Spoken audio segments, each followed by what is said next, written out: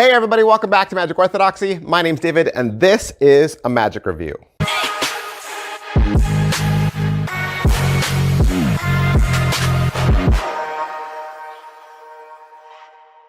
Hey, welcome back to the channel. Thanks for being here. We are on our way. We are on our way. We have passed Halloween, on our way to Thanksgiving. After Thanksgiving, Christmas. Why is Christmas exciting? Well, because every Christmas, I always do a big magic giveaway. Typically, in the past, I've done one giveaway a week, 4 giveaways through December. This year, I'm gonna do 5. I've already put together the gift boxes. I have all the prizes in their little boxes. There's 5 of them, 5 weeks. 5 weeks of giveaways this year. Gonna start a week early, and we're gonna do a big, massive giveaway over on Instagram as well. Gonna give away a brick of playing cards. A brick of playing cards given away over on Instagram. Make sure you've hit like, subscribe, follow here on YouTube so you don't miss it. And make sure you're following me over on Instagram at Magic Orthodoxy as well. Today we're gonna look at Lucid Coin from Marc Oberon. What is Lucid Coin?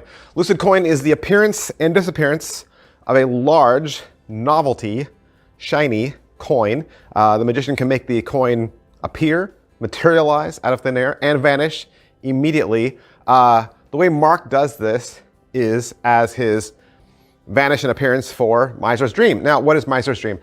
You know Miser's Dream. The magician comes out with a large steel bucket. I see this most done at kids' parties. I see Miser's Dream mostly done at children's parties. Large silver bucket that makes a lot of noise, right? And the magician makes silver dollars or large half dollars appear at his fingertips. And as each one appears, he drops it in the bucket with a big metal clank. And then again, and again, right? Over and over and over again. And it always happens in funny ways. Usually with kids, you make one appear off their elbow, it pops out of their nose, you get them from behind their ears, and it makes all the kids laugh. Marc has found a really easy way to do the vanish and the appearance for Miser's Dream, and you do this in connection with your steel bucket. Marc will even walk you through his version of Miser's Dream in the video. What's in the box? What are you gonna get? It's a large cardboard envelope.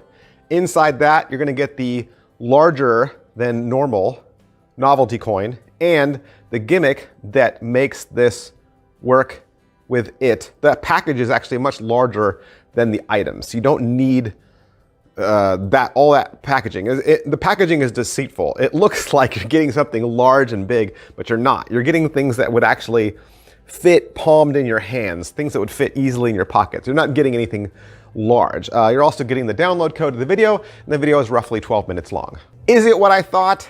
Yes. Only because I watched the trailer several times, and I think when you burn him in the trailer, you can kind of see what it is that he's doing. I mean, I think the vanish and disappearance works for a routine, but I think if you watch it over and over and over again, like some magicians do, eventually I think we come up with an idea about how it was done, and that's how it was done. How are the angles? I would say the angles are similar to palming large coins. If you've ever palmed a large coin or a large circular object in your hands, maybe like a coaster, palming angles, I think, you kind of show your hands empty, but one finger is kind of mysteriously always missing. Can it be inspected? Well, the toy coin can be inspected, sure. I mean, if they wanted to. I think if you're doing this as parlor and stage, though, the way Marc presents this, those things don't ever get inspected. It's not like at the end of Miser's Dream, the kids ask for you to dump all the coins out and then they go through them and inspect them, right? It's not really an inspectable item. I mean, they could hold the large novelty coin, but it just is what it is. What's the overall quality and production value of the video? Like I said, it's 12 minutes, so it's not that long. It isn't really that long. Marc is in a dark room. He's performing for the camera, and the camera moves with him. The camera tracks his movement. So he's a live camera operator who zooms in and zooms out as he wills. As far as what they're gonna teach you, you're just gonna get a series of productions and vanishes. It doesn't really follow a specific menu or pattern. It's mostly just Marc riffing for the camera, kind of in the moment as he thinks of it.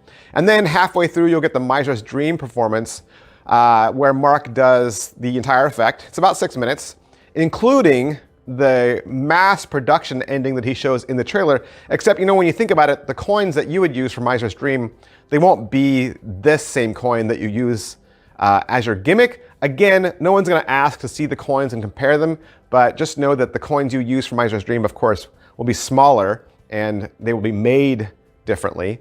He does show you the gimmick that he has handmade that enables him to do Miser's Dream and the ending at the end, but you would have to manufacture that all yourself. Is it well made? Yeah, I mean, both items, the coin and the gimmick that you need, are well made. I mean, the gimmick is one you've seen before. You probably have it lying around your house. And I would add, you know, people who've asked about the coin or why it's that size, I'd say the size of the coin, like the largeness of it and the thinness of it, actually help in the vanish and production as you do it. I think the size of it helps you with the move. I think if the coin were smaller, it wouldn't be as easy to manipulate. So I definitely think that helps. Plus, of course, the size of the coin makes the vanish and production perfect for parlor and stage. How much practice does it require? I mean, definitely will take some practice in getting used to. This isn't a movement that you're normally familiar with, especially with these objects. I think you need to practice in front of a mirror until you got both your vanishes and your productions down so that you could do this seamlessly. Positives. All right, so what are the positives? Finally, right? Finally, someone has made a Miser's Dream gimmick for kid shows and stage that has a beautiful vanish and appearance. Negatives. All right, so what are the negatives? You know, these are just the negatives that I found with this. They don't have to be the negatives that you find, right? I think the video is too short. 12 minutes is not long enough. I think for a $45 trick, 12 minutes, you need a little bit more. Plus, putting some order to the video instead of just being like a free thought thing that Marc does for the camera. I think if you just made a little section that said, you know, appearances and then vanishes, done a series of shots from the front, and then moved the camera and done a series of shots from the behind, I think that would have worked better than just Marc just spinning around and the camera zooming in and zooming out at certain points, just putting a little bit more production value into it, both in time, length, and in the order of how things were done. And then I think maybe a full routine of Miser's Dream would have added a lot to it, you know, especially in the ad copy to say, and you get a full, you know, Miser's Dream performance and explanation. Maybe even a little bit more put in there about how he built his finale ending. He just shows it to you and you can see that it's a machined, manufactured item, right? And how do you do that?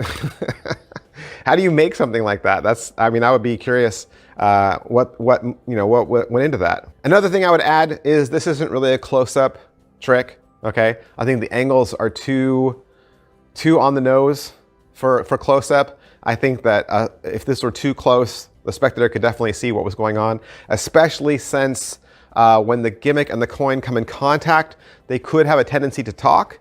They even talk when Marc does it in the video. So having it be more of a distance thing with parlor and stage, which is I think how Marc would have you learn this. I don't want anyone to think that this is something you could do close up, like right in front of somebody. I think you really need this to be more for kids magic or parlor. Is it worth your money? It's $45. $45. It's a little high. It is a little high, but usually you pay more for stage tricks. Usually that's just the norm. But you'll probably be a little underwhelmed opening the package. Who would like this? I mean, I've been saying it all the way through, right? Parlor magicians, absolutely. Kids show magicians, primary purchaser of this, I think, would be kids show magicians. Stage magicians, people that want to do the large style coin tricks like Miser's Dream for stage. But don't just take my word for it. There are plenty of other review channels out there and you should watch all of them. There's a big, wide, beautiful gambit of people out there that review magic tricks. You should be watching them. Look them up. Always get a second, third, or fourth opinion before you spend your money. Global Magic Shop did a review for this. Slightly Unusual Magic TV did a review for this. Watch that. Prop Dog Magic reviewed it quickly in their live show. You can watch all of those and see what they had to say.